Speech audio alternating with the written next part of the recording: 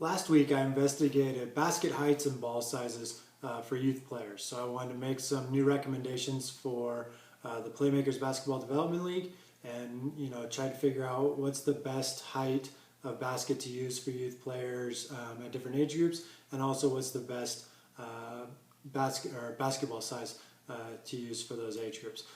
So for 5 to 7 year olds, I kind of went with 7 feet with the possibility of moving it down to 6 feet. For 8 to 11 year olds, an 8.5 foot basket, and then for 12 years and up, a 10 foot basket. These recommendations are kind of based on a combination of what FIBA recommends and also what ASEP recommends. For the ball size, for 5 to 8 year olds, I went with a size 4 basketball. From 9 to 11 year olds, a size 5. For 12 and older females, then you're with a size 6 basketball. And also for an 11 to 13-year-old male, you're going to use the size 6. And then when you get to 14, a 14-year-old male, that's when you move to a size 7 basketball. As I was researching these different recommendations and looking through different sites and different articles and so forth, one of the comments that stuck in my head was, Larry Bird didn't use a shorter basket, or a lowered rim, so kids today don't need to do it.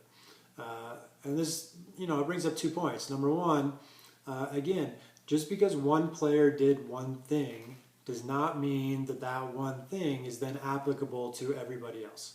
I'm unfamiliar with Bird's background and so forth, so I don't know if that's even true or not. He's a reasonably tall guy. Maybe he was, pretty tall already and strong, as a youth, so maybe had those advantages, whereas, a more average sized or more typical young player would be several inches shorter and not nearly as strong, and it would make a much greater difference. But the point is that one person doing one thing does not mean that all people need to do that one thing. And I think a lot of times when we look at athletics, we get confused with that. We look at the outlier and try to do what the outlier did with everybody.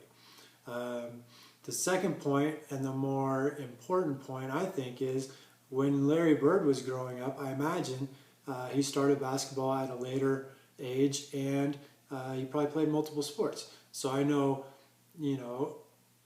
20, 30 years ago when I was growing up, I never used a lowered rim, and I never used a smaller belt. But I also never played on a team until I was 11 years old. Okay, so I was basically already at the cutoff to move to a 10-foot basket and to move to a size 6 or size 7 basketball. I played around in my front yard. I played around at recess and stuff like that at earlier ages, but I never really trained or practiced consistently or did anything like what a lot of children do today. So therefore, you can't compare, I don't think, what I did as a child and what worked for me with what a child today is doing when I started the game at 11 years old, and a child today is starting the game at 5 or 6 years old. So what I was able to do as a reasonably tall 5th grader isn't applicable to your average 5 or 6 year old.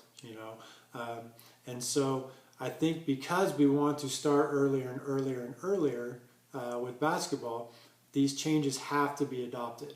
And we can't just say, but when I was a child, I didn't do that, because when an adult was a child, most adults did not start training basketball at 5 or 6 years old in the same way that a lot of children are today, going to private trainers, personal trainers, playing on AAU teams, playing on multiple teams, etc. Before the age of 10. I know I've had parents as young as with children as young as 7 years old call and want private training for their child. It's just something that children that grew up at the same time as me, nobody did that.